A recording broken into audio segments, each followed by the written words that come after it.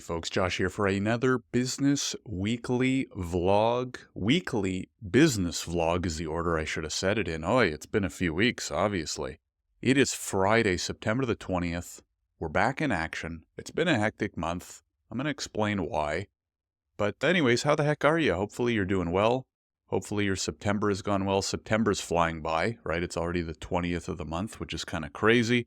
Luckily here in Toronto, the weather's actually still quite nice. It kind of feels like summer weather, which for my fellow Canadians or fellow people who live in countries that get cold winters, this is fantastic news.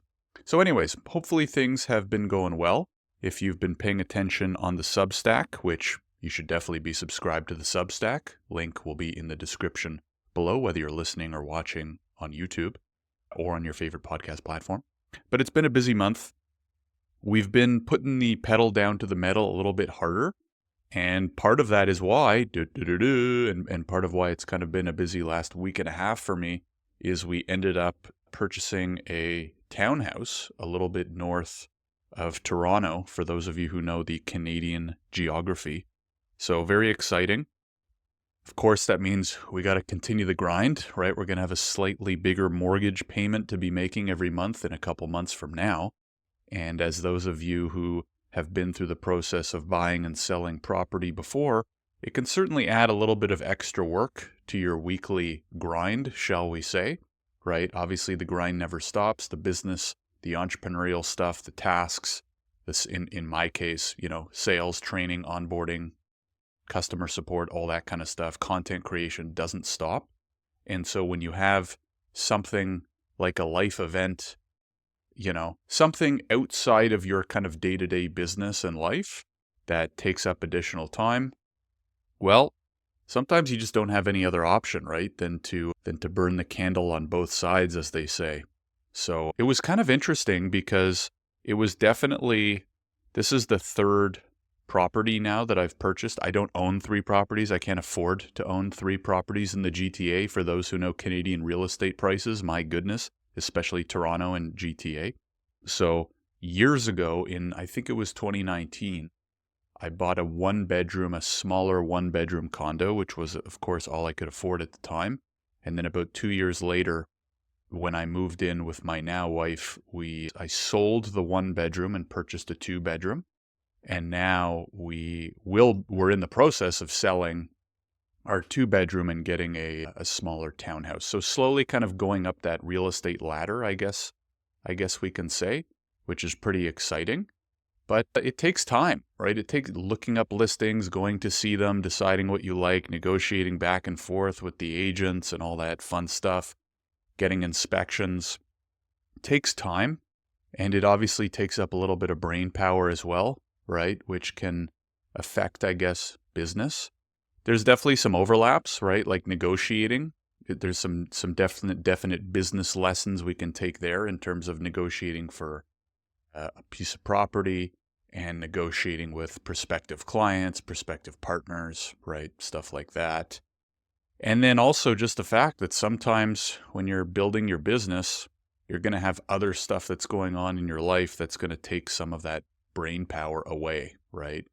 And it could be anything, right? Could be buying or selling property, could be planning a trip, could be a whole number of things, right? Health issues, family issues, relationship issues, right? Things that are non-business, but things that are going to take up your brain power and capacity and extra time and stuff like that. So anyways, I don't know what the secret to handling that is. I've thought about it a little bit.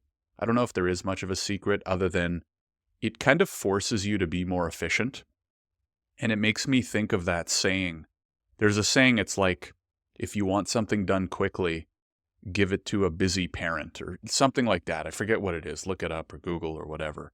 And basically what it means effectively is like, if you're busier, you're kind of forced to do everything faster and more quickly because you don't really have a choice to do it slowly, right? So that's what kind of comes to mind there. And I had along those same lines, I was chatting with a fellow immigration lawyer, might have been 3 weeks ago. And she was saying that her best year of business was the year after she had her first child, which sounds backwards to me, but it made a lot of sense when she explained it, because she said when you have a kid, you obviously have to spend a lot of time taking care of the kid, and it obviously changes your perspective and priorities and stuff like that. But what happened was it really put her into perspective, number one, what's important and what's not important. And number two, it forced her to work way more efficiently and focus only on the most important stuff, right? Because when we have all this time and, energy and blah, blah, blah, it's easy to get lost in the weeds, or maybe be spending time on what's not the most important or what's not the most urgent, et cetera, et cetera. But when you all of a sudden have something like a child in your life and you lose 2, 3, 4, maybe more hours per day to have to take care of the child, your window of how much time you can work or work on your business shrinks. And so you have to very quickly figure out how the heck to make the absolute most of those 8 hours, 10 hours, whatever it is, right? And so ironically, even though she had less time to spend on her firm, her law firm in this case, but this could apply to any business, obviously, it was the most productive and successful year she had ever had. So I think there's an important lesson there. Well, there's a few lessons there. One of which is that I'm kind of thinking of is maybe there's a benefit to kind of like burning the boats and forcing your hand, in the sense that I remember when I was younger meaning like 27, 28, I had no responsibilities, I had no relationship, it was just me and my business. You almost have like so much you could do in a day that you don't even know what to do, because you have like 14 hours today and you can spend all of it on your business, but you don't even know how to use that time well because you have so much time, right? So in this weird way, when you limit the amount of time, or when you have other big priorities like taking care of a kid, having a relationship, et cetera, it forces you to prioritize and be more strategic and effective with your to-do list on a day-to-day basis. And then also when you're working for something, when you're working to support a family, when you're working to pay a bigger mortgage every month, it gives you a much bigger kick in the ass and a little bit more motivation as well.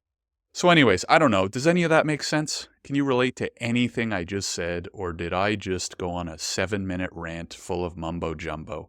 I don't know, but that's kind of what this podcast is every week or two I turn on the mic and I just spew a whole bunch of stuff that's been, sitting in my brain. But hopefully you can relate to some of it, you can take something from some of it, and hopefully it might be helpful.